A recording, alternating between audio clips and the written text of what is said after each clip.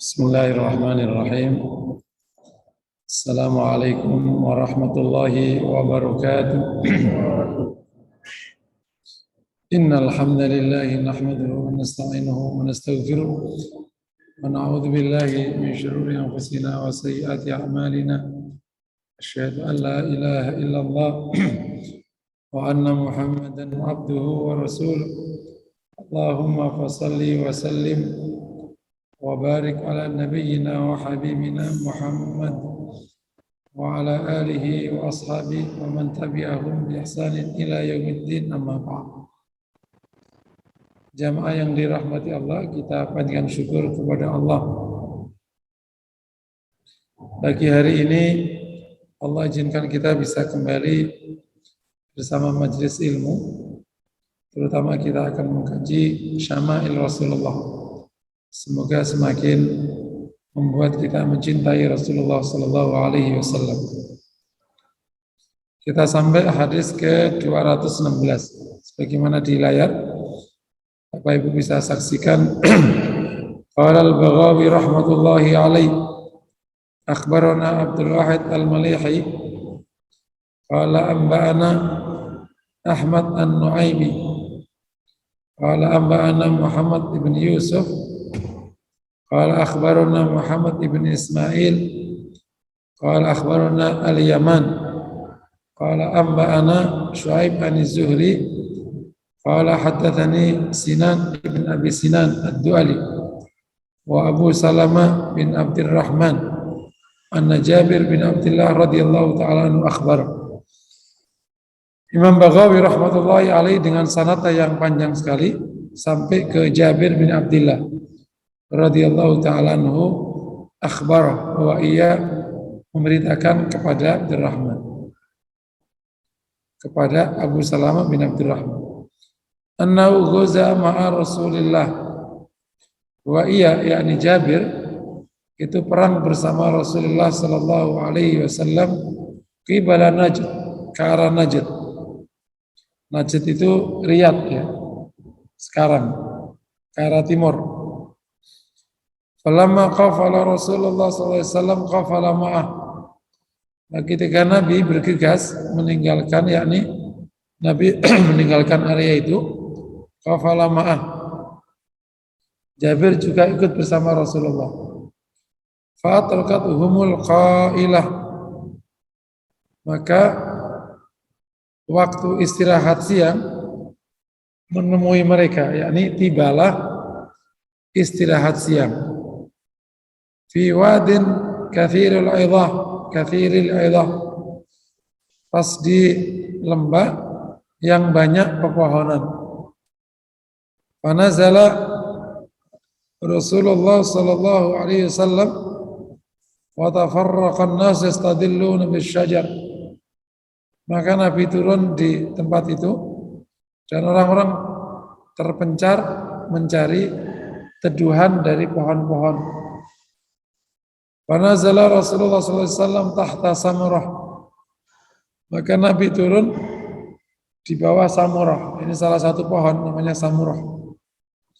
Wa allaqa biha sayfah, dan ia menggantungkan pedangnya. Wa nimna naumatan, dan kami tidur sesaat. Faidan Rasulullah sallallahu alaihi wasallam, dan tiba-tiba Nabi yada'una wa idan indahu a'rabi, dan tiba-tiba Nabi memanggil kami, dan di situ sudah ada seorang badui. Faqala, Rasul berkata, inna hadza ikhtarata sayfi, ini orang telah mengambil pedangku. Wa ana naimun, sedangkan saya tidur. Fastaiqadtu wa fi yadihi salta, saya bangun sedang pedang itu sudah di tangannya terhunus. Faqala man yamna'uka minni, maka badui ini bertanya, siapa yang menjagamu dari aku? Faqultu Allah, saya menjawab Allah, thalathan, 3 kali. Walam yu'aqibhu wa jalas, dan Nabi tidak membalasnya, ia duduk. Hadis sahih ya. Cerita yang cukup populer, Nabi perang ke arah Najd. Ada yang mengatakan ini perang Dhatus Salasil. Di sirah namanya Dhatus Salasil, ke arah Najd, ke arah Riyadh. Riyadh sampai Madinah sekitar 1000 kilo. Sehari semalam naik bus. Nabi perang ke arah situ, dan begitu selesai Nabi bergegas meninggalkan area situ sampai kemudian tiba Qailulah atau tiba waktu istirahat siang, dan Nabi turun, orang-orang juga berpencar nyari pepohonan untuk tidur sesaat. Nabi tidur di bawah pohon samura. Ketika tidur, maka Badui datang mengambil pedang Nabi yang sudah digantungkan di pohon tadi dan menghunuskannya, ya. Dan sebuah riwayat sudah ditempelkan pedang itu di leher Rasulullah SAW. Ketika Badui ini bertanya, man yamna'uka minni, Rasul menjawab Allah 3 kali dengan tenangnya. Dan sebuah riwayat yang lain, maka pedang ini jatuh. Dan Rasul mengangkat pedang itu dan bertanya kepada Badui secara seraya juga menyorongkan pedangnya. Kata Rasul kepada Badui, man yamna'uka minni, siapa menjagamu dari aku? Kata Badui, anta khairu akhid, engkau ini orang yang paling baik yang membawa pedang. Yani di situ Nabi tidak membalasnya dan kemudian dia pergi. Beriwayat Badui ini mengatakan, Rasul bertanya kepada Badui ini, asyhadu alla ilaha illallah wa anni rasulullah, apakah kau mau bersaksi tiada ilah kecuali Allah dan saya ini utusan Allah? Kata Badui ini, la ghairu anni la uqatiluk wala akunu ma'ak wala akunu ma'aman yuqatiluk. Hanya saja saya tidak akan memerangimu, saya tidak akan bersamamu, dan tidak juga bersama orang yang memaring. Dia Nabi melepasnya. Ini kisah kita bisa ambil pelajaran luar biasa pentingnya. Yang pertama, ketenangan Nabi menghadapi situasi yang sangat-sangat berbahaya, menunjukkan kematangan, keberanian, ketegaran melampaui batas masalah. Salah satu ciri kapasitas orang itu adalah ketika ada masalah yang besar, itu tenang atau grogi, stres atau tidak stres. Dan Nabi memberikan contoh, Nabi demikian tenangnya. Tentu kalau menggunakan bahasa orang yang nggak mau mikir, ya kan Rasul, ya. Allah berikan pertolongan dan seterusnya. Tapi Rasul menjadi contoh untuk umatnya, termasuk untuk kita. Belajar menghadapi situasi sebahaya itu dengan tenang. Dan Rasul mengatakan, menjawab Allah. Nah, bab ini perlu kita contoh, kemudian kita mengasah diri kita. Untuk mengasah sampai kita pada posisi yang sangat tenang. Kalau kita buat ilustrasi antara masalah sama ketenangan berpikir itu mirip ayah yang tidak megang uang dengan ayah yang megang uang. Ayah yang tidak megang uang itu datang di rumah, anaknya bilang gini, Pak, besok itu batas terakhir bayar SPP. Kalau sampai nggak dibayar, aku nggak boleh ujian. Oke. Dikasih besok itu jam 7 pagi. Karena ujiannya jam 8. Bapak ini nunggak setahun. Totalnya 30 juta. Karena nggak megang duit, puyeng otaknya, betul ya? Jadi keluar masuk pintu, keluar masuk pintu, keluar masuk pintu. Apalagi kalau lebih tegang lagi, Pak, tadi kepala sekolah ke sini Kita suruh bayar tunggakan sore ini. Kalau tidak, aku besok nggak boleh ujian. Sore ini, waktunya cuma 2 jam. Kalau enggak, ya sudah. Keluar masuk, keluar masuk, keluar masuk, paham. Karena kemampuannya di bawah masalahnya. Tapi kalau papa yang punya duit banyak gini, Pak, ntar sore wajib bayar nunggak. Papa sih nggak perhatian sama bayaranku. Nunggak 30 juta. Besok nggak kebayar, aku nggak boleh ujian. Dan kalau aku nggak ujian, aku akan kabur. Malu-maluin aja. Oh tenang. Berapa bayarannya? 30 juta. Papa bayar 50 juta. Nih, kasih rekening sini. Ah, udah selesai. Tenang aja. Karena megang duit, paham ya? Kemampuannya di atas masalah. Kapasitas manusia, bukan bicara uang. Itu dilihat dari ketika dia menghadapi masalah. Kalau goyang, berarti kapasitasnya di bawah masalah. Diintimidasi, udah puyeng. Digunjing oleh orang sebelah, udah puyeng. Seakan-akan hidup sudah rontok. Suami nggak bisa ditelepon, seakan-akan langit mau rontok. Datang ke rumah istri nggak ada, makanan nggak ada, rumah mau roboh. Kapasitasnya di bawah masalah.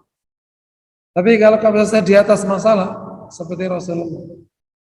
Untuk masalah pembunuhan, roh, nyawa, sudah ada yang urus.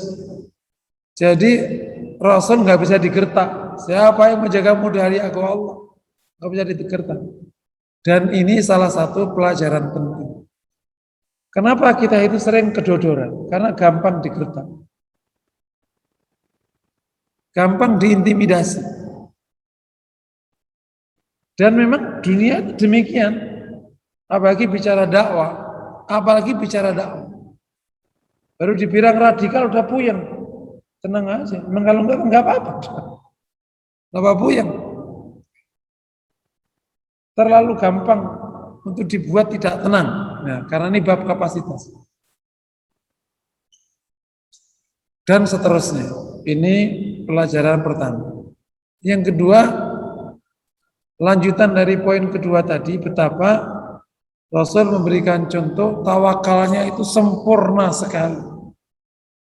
Ya, kalau kita lihat riwayatnya itu kan pedang sudah di leher Rasulullah. Tapi dengan tenang mengatakan Allah. Benar-benar diserahkan semuanya kepada Allah. Dan ini terjadi di banyak kasus, bukan hanya ini salah satu kasus. Tawakal yang sempurna ini memang membuat semuanya menjadi mudah. Ini ngomongnya gampang. Wa may yatawakkal 'ala Allah fa huwa hasbuh. Anak, pendidikan anak, keluarga, apalagi karir, bisnis yang sekarang mungkin bermasalah, menjadi tidak bersalah ketika diserahkan kepada Allah Subhanahu wa ta'ala. Belajar betul diserahkan kepada Allah.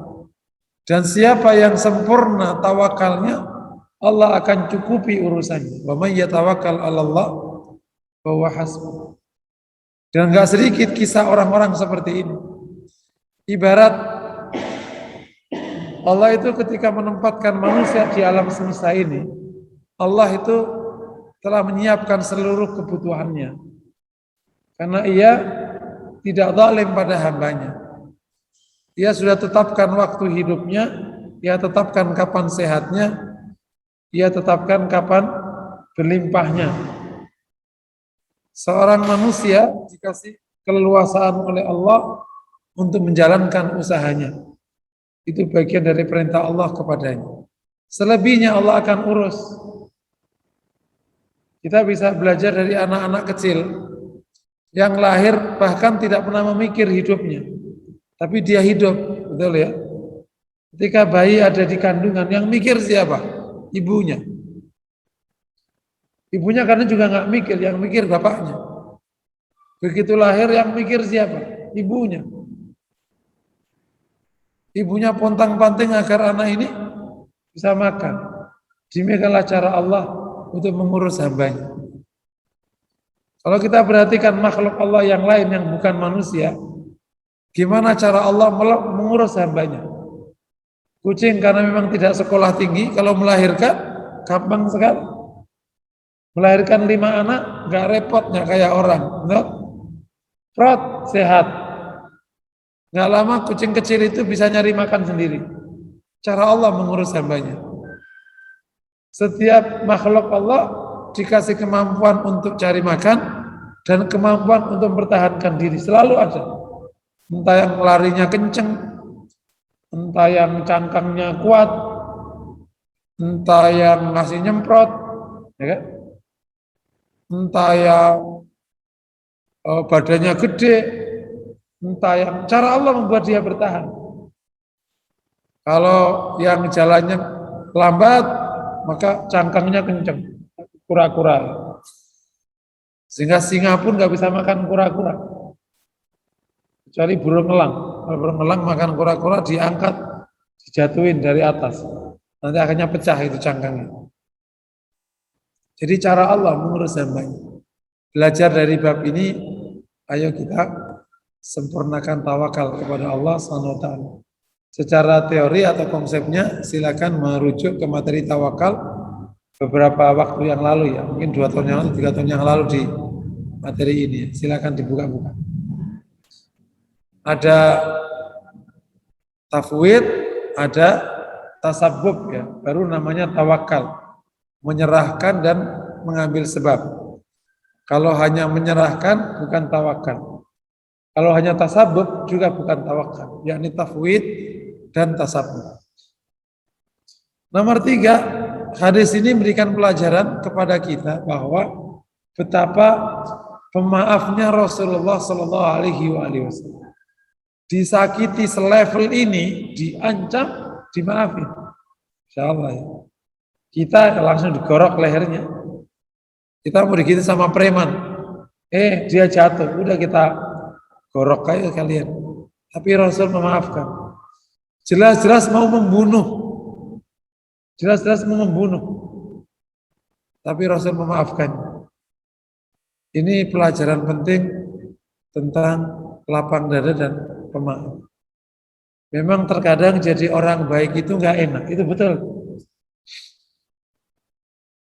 Jadi orang baik itu sering jadi kalahan. Tapi nggak apa-apa, karena akan menang di akhirat. Kan kalau nggak gini kan suka jadi kalahan. Makanya terkadang kalau orang itu utang, kenapa kalau utang sama bank cicilan itu pada rajin bayar. Kalau utang sama orang baik, entar-entar, karena bank itu mengancam, kalau kau tidak bayar, maka akan diapa-apakan, dinaikkan bunganya tinggi-tingginya, orang ketakutan. Begitu sama orang baik dimaafkan, jadi akhirnya jadi kalahan. Tapi orang baik selalu menang di ujungnya, terus diyakini. Wal akibatu lil muttaqin. Selalu kemenangan itu berpihak kepada orang-orang yang bertakwa. Ya, belajar memaafkan seperti baginda Nabi Sallallahu Alaihi Wasallam. Ini insya Allah bisa dipahami maafkan ini ketika orang orientasinya kebaikan. Ketika orientasinya itu berbuat baik, bukan orientasinya adalah mendapatkan. Kalau orientasinya mendapatkan, memaafkan itu menjadi rugi. Kalau orang orientasinya mendapatkan. Tapi kalau orientasinya itu berbuat, memaafkan itu menjadi untung. Karena pahalanya tidak sedikit. Memaafkan orang yang belum bisa bayar itu kan rugi. Kalau orientasinya mendapatkan. Tapi kalau orientasinya berbuat, maka itu menguntungkan. Memaafkan orang yang telah berbuat salah, kalau orientasinya dapat, menang-menangan, gagah-gagahan, itu rugi. Tapi kalau orientasinya itu berbuat dan beramal saleh, maka itu menguntungkan. Dan itu yang didorong oleh baginda Nabi, semua itu orientasinya ada di perbuatan, yakni di amal saleh. Sebuah riwayat Nabi pernah bertanya kepada sahabatnya, siapa di antara kalian yang hartanya lebih cintai daripada harta orang lain? Kata para sahabat yang artinya, ya Rasulullah, semua kita pasti hartanya lebih cintai daripada harta orang lain. Kata Rasulullah yang artinya, harta yang kau makan akan habis, harta yang kau kenakan, berarti pakaian, akan rusak, dan harta yang kau sedekahkan akan kekal. Lu bayangin, cara berpikirnya kan, yang kita makan itu rusak, habis, yang kita kenakan rusak. Jadi yang kekal apa? Yang disedekahkan. Orientasinya itu amal soleh, akhirat. Kalau orientasinya mendapatkan, kan berarti kan yang dimakan yang untung, betul kan? Yang dipakai yang untung, yang disedekahkan rugi, tapi tidak. Justru yang disedekahkan itu yang rugi. Memaafkan itu menjadi untung kalau orientasinya amal soleh dan akhirat. Demikian juga nanti perbuatan-perbuatan yang lain. Sedekah itu kalau orientasinya mendapatkan, ya rugilah uang keluar kan dari cash flow out. Tapi kalau kita paham itu yang namanya cash in. Jadi sedekah itu justru cash in, bukan cash out. Karena masuk ke rekening di akhirat. Demikian juga yang lain-lain. Nah, semoga pemahaman ini kuat di kita. Kita benar-benar menempatkan yang namanya pendapatan itu adanya di kolom akhirat. Selebihnya yang kita pakai sekarang udah bakal habis. Ini pelajaran ketiga. Pelajaran keempat, bahwa Rasul memberikan contoh agama ini tidak dipaksakan. Ya, habis itu, ya udah selesai aja. Nah itu kok ada perang, katanya agama tidak dipaksakan. Seperti kata atau firman Allah, la ikraha fid din, qad tabayyana ar-rusydu minal ghayy. Tidak ada paksaan dalam agama, karena telah jelas petunjuk dan di kesesatan. Udah jelas kok. Tapi kenapa kok ada perang? Perang itu adalah membuka jalan agar orang bisa mendengar Islam. Kalau sudah dengar, silakan milih. Ini enggak, ibarat kata gini, kita ini mau jualan ke kampung ini. Bahwa nanti masyarakat enggak mau beli, itu enggak apa-apa. Tapi mau masuk kampung ini aja, dihalang-halangi sama preman yang sudah punya jualan di kampung itu. Kamu nggak boleh masuk. Loh, apa salahnya saya? Saya jualan. Paham ya? Rasul ingin menyampaikan agama ini kepada orang-orang. Nanti kalau udah dengar silahkan. Mau masuk Islam atau tidak, silahkan. Tapi jangan dihalang-halangi dakwah ke area situ. Nah, Quraisy itu dulu tukang ngalang-ngalangin, makanya diperangi. Demikian juga kabilah-kabilah itu ngalang-ngalangin. Makanya yang nggak ngalang-ngalangin nggak diperangi. Sebagaimana Mu'ad mengutus, Rasul mengutus Mu'ad, orang Yaman nerima. Makanya nggak ada perang ke Yaman. Itu yang kemudian menjadi salah satu kelebihan orang Yaman, bahwa ia adalah memiliki hati yang sangat lembut.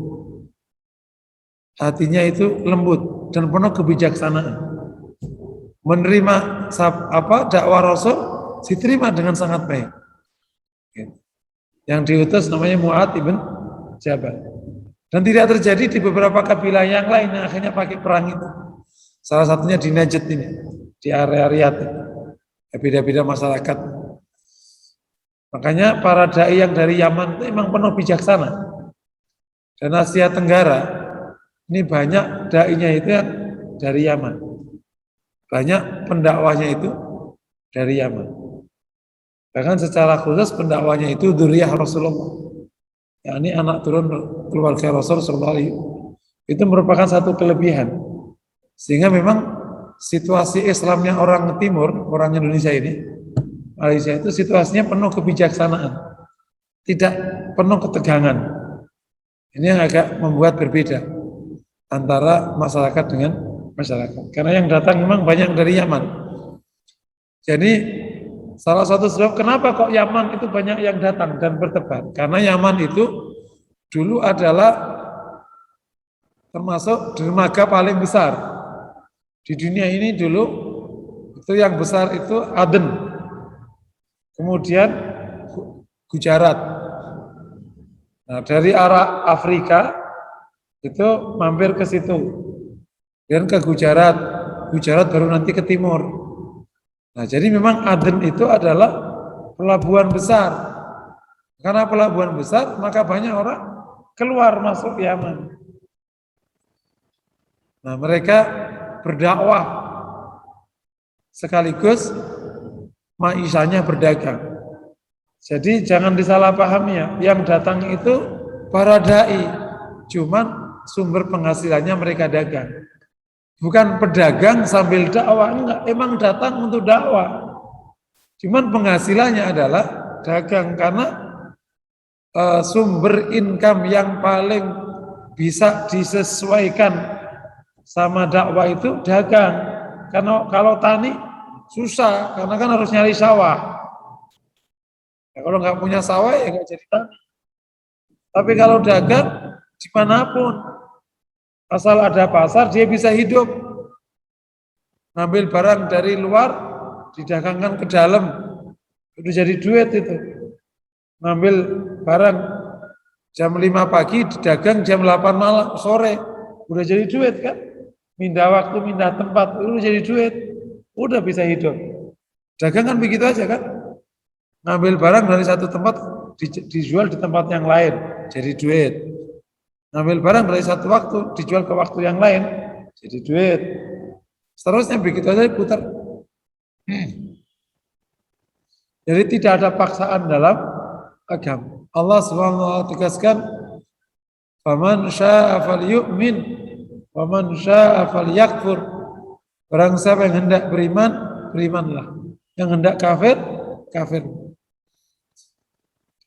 Dan terakhir pelajarannya bahwa Badui ini ternyata akhirnya mengakui betapa baiknya Rasulullah Sallallahu Alaihi Wasallam. Sampai Badui dalam sebuah riwayat akhirnya mendatangi kabilahnya dan mengatakan, "Ji'tukum min indi khairin nas." Setelah datang kepada kalian dari orang yang paling baik di antara manusia, yakni terkesiman akhlak Rasulullah Sallallahu Alaihi, dan implementasi dari tazkiyatun nafas itu ya akhlak ini. Maka ketika Muslim akhlaknya tidak lebih baik daripada orang kafir, dai atau dakwah tidak lebih baik daripada orang yang tidak berdakwah, maka ini menjadi PR. Karena ajaran agama ini berat. Ajaran agama ini berat. Beriman kepada Allah itu berat, sholat itu berat, zakat itu berat. Maka yang membuat berat ini tidak menjadi berat karena pembawanya itu menarik. Pembawanya itu menarik. Kenapa dia menarik? Karena punya akhlak yang mulia. Makanya ud'u ila sabili rabbika bil hikmah wal mau'izatil hasan. Ketika orang tertarik sama pribadinya, maka orang akhirnya tidak lagi peduli apa yang disampaikan. Persoalan menjadi lain ketika yang disampaikan itu udah berat, yang membawa nyebelin, ya sudah langsung ditolak. Orang biasa berbuat ini dan itu. Orang Islam datang melarang perbuatan itu. Jangan tayub ya, zaman di sini. Jangan ikut tayub. Jangan minum tua. Jangan ngambil harta tetangga. Jangan nyuri. Itu kan berat. Karena ada syahwat. Tapi kalau yang membawa itu menarik, insya Allah membantu meringankan beban. Nah ini belajar dari baginda Nabi betapa orang itu sangat terkesima, terkagum-kagum dengan Rasulullah, saking mulia budinya, mulia akhlaknya. Ya, Ini hadis 217. Ada yang bertanya di poin ini? Lanjut. Ada yang bertanya atau ada yang bertanya lewat online? Nggak ada. Kita lanjut ya. Hadis ke 217. Bapak Ibu mohon si materinya di-download aja ya, supaya megang bukunya. Minimal nakut-nakutin jin lah, ada Arab gitu. Karena kan ini buku jarang sekali dikaji di Indonesia. Yang sering dikaji namanya sirah. Syama'il jarang. Nah, sehingga terkadang orang lebih mengedepankan sirah yang isinya itu dakwah dan perang, lupa akan akhlak yang mulia, yang seperti hari-hari begini, yang membuat orang terkesima dengan baginda Nabi Sallallahu Alaihi Wasallam. Qala al-Baghawi rahmatullahi alaih, akhbarana Abdul Hasan Abdul Wahhab, Abdul Hasan Abdul Wahhab bin Muhammad al-Kisai. Qala ambana Abdul Aziz bin Ahmad al-Khallaq. Qala akhbarana Abdul Abbas al-Asam. Qala akhbarana Ar-Rabi' ibn Sulaiman. Qala ambana Muhammad ibn Idris al-Syafi'i. Qala akhbar ambana Sufyan Abi Zinad anil A'raj an Nabi Hurairah radhiyallahu ta'ala anhu qala. Dari Imam Baghawi rahmatullahi alaih dengan sanadnya yang panjang sampai Abu Hurairah radhiyallahu ta'ala anhu. Ia berkata, Ja'at Tufail ibn Amr ad-Dawsi ila Rasulillah sallallahu alaihi wasallam faqal. Tufail bin Amr ad-Dawsi datang kepada Rasulullah sallallahu alaihi wasallam dan ia berkata, ya Rasulullah, inna Dawsan qad asat wa abad fatullah alaiha. Sesungguhnya Bani Daus itu telah maksiat dan telah menentang, maka doakan atasnya. Doakan atasnya, ini doa yang kecelakaan, doa kebinasaan. Ada namanya fatullah lahu, kalau pakai lahu itu doa baik, pakai lam. Tapi kalau ala atas itu doa buruk. Fatullah alaiha. Fastaqbala Rasulullah sallallahu alaihi wasallam al-qiblah. Maka Nabi langsung menghadap kiblat. Wa rafa'a yadai, dan angkat kedua tangan. Faqala an-nas halakat Daus. Begitu Nabi menghadap kiblat, angkat kedua tangan, orang-orang berkata halakat Daus, binasalah Bani Daus. Faqala Allah mahdi Dausan wa'ti bihim.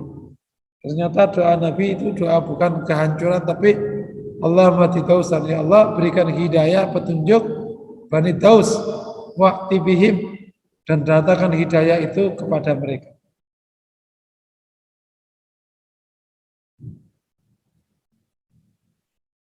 Masya Allah. Ini ada angle kisah yang menarik ya. Ada seorang sahabat yang semangat melaporkan keadaan kabilahnya. Dan disebut kabilahnya itu telah maksiat dan melanggar. Karena saking semangatnya, maka Tufail bin Amr ini menghadap Rasul agar Rasul mendoakan Bani Daus, yakni mendoakan kebinasaan. Rasul langsung merespon menghadap kiblat, mengangkat kedua tangan. Orang-orang langsung, wah ini bakal mati, ini Bani Daus. Tapi ternyata doanya, Allah mati Dausan. Ya Allah berikan petunjuk Bani Daus. Wa'ti bihi. Pelajarannya. Yang pertama,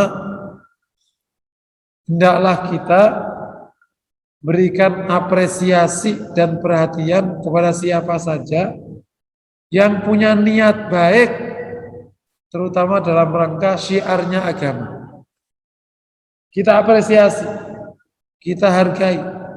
Tufail itu punya niat baik agar kabilahnya itu pada taat. Malah nggak taat. Maka dia segera lapor ke Rasulullah SAW. Nah, memberikan apresiasi dan penghargaan kepada orang yang punya perhatian pada kebaikan itu penting. Jangan sampai orang yang punya perhatian justru akhirnya putus asa karena tidak kita apresiasi. Contoh gini, Bi, tadi itu adik nggak mau belajar, itu loh akhirnya nilainya 6. Kata adiknya, kok lapor sih? Kata bapaknya, udah kamu nggak usah ngelapor-laporin, nanti tengkar. Sudah biarin aja. Orang yang sudah punya niat baik begini dan ngelapor malah disalahkan, ya udah lapor salah, ya udah biarin aja. Jadi dan di masjid nih misalnya, Pak DKM, maaf nih, saya tadi lewat itu bocor. Kalau bisa segera ini nggak ngerusak Pak DKM. Lo bisanya ngelapor mulu, cuman usul mulu, nggak pernah sedekah juga. Ya dilaporin malah keliru, paham ya? Jadi orang yang punya niat baik ini harus dihargai betul. Dan Nabi piawai menghargai begini-begini. Makanya Nabi langsung menghadap kiblat. Ya. Tapi ya isinya lain. Yang kedua belajar dari Tufail bin Amr ad-Dawsi tentang selalu memantau keadaan dakwah dan amal saleh di lingkungannya. Jangan jadi orang abai. Malam yahtamma bi amril muslimin falaisa minhum. Yang tidak punya perhatian kepada urusan orang muslim mukmin bukan termasuk mereka. Apa yang terjadi di komplek, di lingkungan kita harus clear dan sampaikan bab ini kepada Ustadz Antum. Berikan perhatian urusan dakwah dengan seksama. Karena kalau tidak diberikan perhatian, ya nggak akan berkembang. Sesuatu di dunia ini kalau tidak diperhatikan, ya nggak berkembang. Jadi kalau kita merasa kok dakwah kita ini nggak berkembang, ya karena emang nggak diperhatikan. Gitu. Misalnya ini fenomena kenapa remaja kok pada nggak mau ikut ngaji, malah di komplek itu kalau di sono malah gaple, padahal trek-trekan. Itu situasi yang harus diperhatikan, dipantau. Jangan sampai kita menjadi orang yang abai. Karena mukmin itu tidak abai. Dia perhatian pada keadaan sesama. Contohnya Tufail bin Amr ad-Dawsi melaporkan ke Rasulullah kalau ada hal yang kurang begitu tepat di tempatnya. Nah, kalau masing-masing kita itu punya perhatian terhadap dakwah, insya Allah akan banyak lingkungan yang baik karena kita perhatian. Dan dakwah tidak selalu ceramah, tidak selalu ngasih materi. Bisa jadi mentraktir itu dakwah. Memberikan tempat berkumpulnya anak-anak. Anak-anak muda kan sering kumpul-kumpul itu biasanya. Nah, bapak yang punya rumah lebih, Dek, dengan kumpulnya di rumah bapak aja deh, biar sekalian rumah bapak rame. Itu juga bagian dakwah. Sehingga terjadi kebaikan. Ayo kita perhatikan masalah ini dengan sebaik-baiknya. Dan jika ada masalah yang tidak bisa kau tangani, laporlah kepada pimpinan. Nah, zaman itu Rasulullah, kalau sekarang ya kan Rasul sudah wafat, kita lapornya ke ketua DKM misalnya atau ketua RW jika RW-nya memang punya perhatian kepada dakwah dan agama. Oke ya. Nah, salah satu PR kelas menengah itu yang tidak selesai dengan kapitalisme itu adalah spiritualis individualis. Ini enggak sedikit kelas menengah itu yang terjebak kepada karakter spiritualis individualis. Apa itu? Orang yang sudah cenderung kepada baik, spiritual, ibadah-ibadah tapi individualis. Enggak mau tahu tentang keadaan kanan kiri. Karena aslinya orang kapitalis itu kan nggak mau tahu keadaan kanan kiri. Tapi karena dia taat beragama, akhirnya spesialis, apa namanya, spiritualis. Cuman tetap aja individualisnya ada. Itu yang sering kita temui di komplek-komplek yang bagus itu. Yang nggak perhatian kepada urusan masjid. Pokoknya aku datang sholat udah. Cirinya itu kalau ada apa-apa umroh, dikit-dikit umroh. Tapi sama urusan agama nggak perhatian. Duit 20 juta itu mending dipakai umroh daripada dipakai untuk dana operasional dakwah. Karena kalau umroh itu ada kepuasan batin dan seterusnya. Cirinya dia cenderung sholat berjamaah di rumah. Rumahnya punya musola, dipakai sholat sama keluarganya. Ke masjid jarang. Yang penting dia jadi orang baik. Kalau kita ketemu, kita terkesima saking baiknya. Tapi ya nggak ada gunanya karena dia nggak perhatian sama sesama. Nah, kita tidak boleh begitu.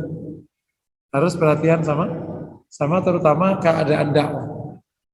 Yang ketiga, belajar dari bab ini, bahwa cara Nabi merespon itu menarik, yakni mengiyakan, tapi istilahnya itu digojek ya, dipelintir gitu. Iya, tapi diluruskan.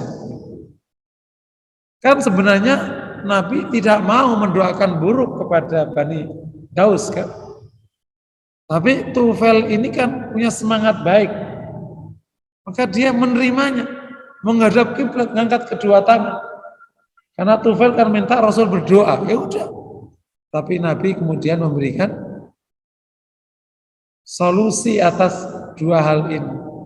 Akhirnya doanya yang baik. Tidak menolaknya, tapi juga tidak mengiyakan dalam rangka mendoakan kebinasaan kepada Bani Daus. Yang ada kan ada adik suka usir tentang kakaknya kan. Pak, itu kakak tadi nggak belajar loh Pak. Kalau kan besok ujian. Wih gitu deh, hukum aja Pak. Kan Papa bilang yang nggak belajar ada konsekuensi berdiri di pojokan 10 menit. Ayo Pak, ujian deh, siap. Menerima. Apakah dihukum? Tergantung nanti yang benar apa. Jadi cara merespon ini menarik. Jadi kalau melihat kayak gini ini, ada masyarakat yang punya perilaku kayak gini, betul ya? Gerak kepanggih namanya, iya tapi ora iya.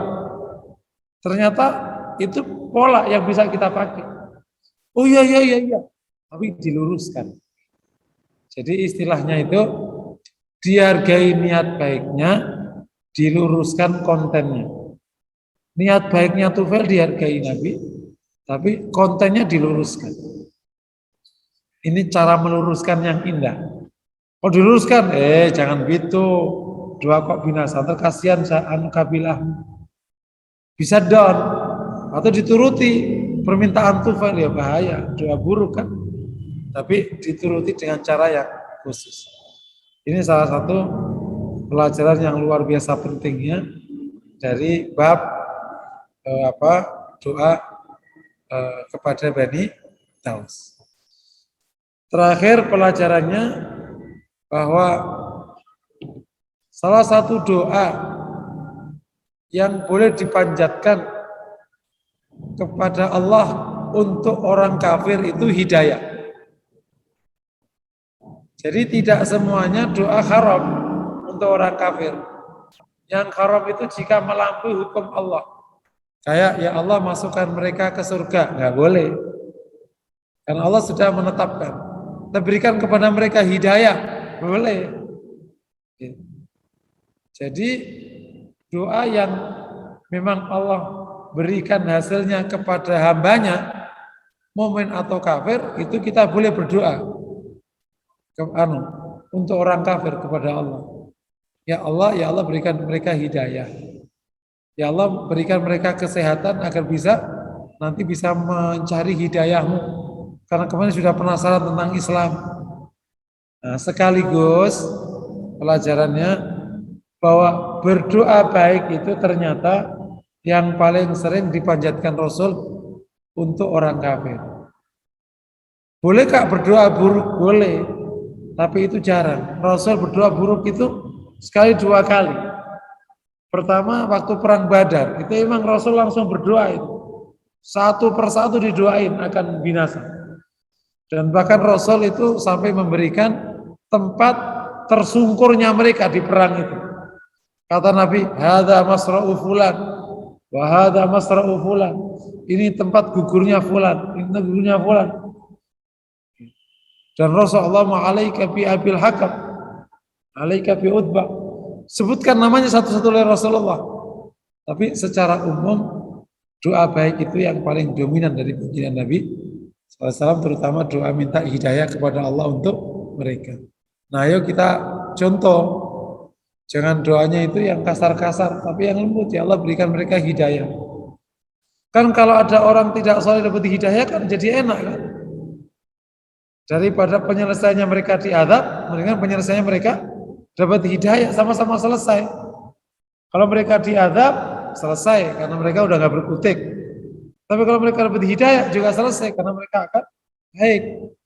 Jadi doa hidayah itu lebih bagus dipanjatkan daripada yang lain. Oke, dua hadis. Kalau ada pertanyaan dipersilakan. Ustaz, untuk orang yang pernah berlaku zalim kepada kita, maka yang lebih baik maafkan dahulu dan diikhlaskan kemudian, atau kita harus ikhlas dahulu baru memaafkan? Oh ya, pertanyaan menarik. Kita maafkan dulu baru kita ikhlaskan baru kita maafkan. Perlu kami luruskan ya, diikhlaskan itu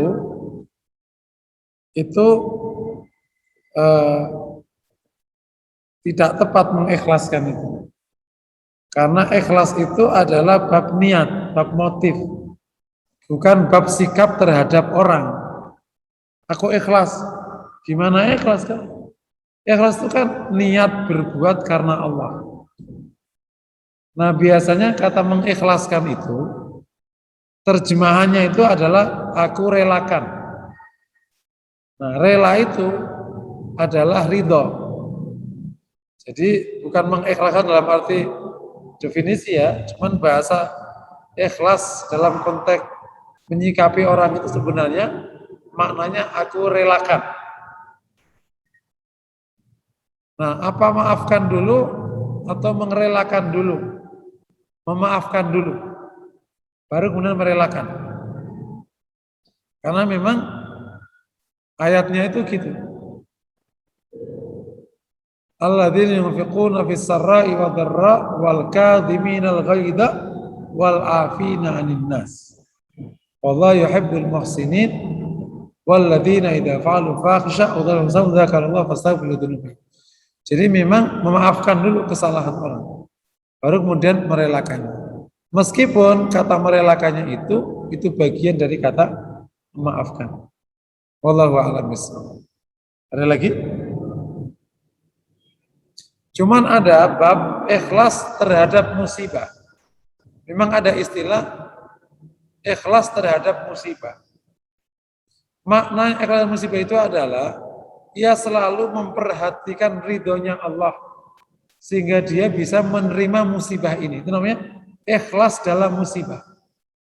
Ikhlas itu kan ikhlas dalam berbuat, tapi menyikapi musibah itu dia ikhlas. Maknanya dia ingin dapat ridhonya Allah. Makanya dia sabar. Itu namanya ikhlas dalam musibah. Wallahu a'lam bishawab. Assalamualaikum Ustadz. Fadhal. Ya, saya Bu Lidar. Bagus sekali ya Ustadz anuan kita hari ini yaitu sifat lapang dada Rasul. Rasul adalah orang yang pemaaf, tawakal, dan nah untuk kita mendapatkan tawakal yang sempurna seperti Nabi, itu bagaimana ya Ustadz? tawakal itu juga kan luas gitu ya, untuk apa aja gitu. Jadi untuk mendapatkan tawakal yang sempurna itu bagaimana Ustadz? Terima kasih. Pertanyaan luar biasa ya. Gimana bisa tawakal yang sempurna seperti baginda Nabi? Yang pertama, ma'rifatullahnya perlu ditingkatkan. Kalau kita tahu persis yang kendalikan hidup ini Allah, kita pasti akan menyerahkan kepada Allah. Lah ngapain kita urus? Wong kita juga nggak ngerti apa-apa. Betul. Jadi menarik, saya pernah ketemu salah satu pedagang nasi. Dia itu buka cabang, dia punya nasi bagus, dia buka cabang.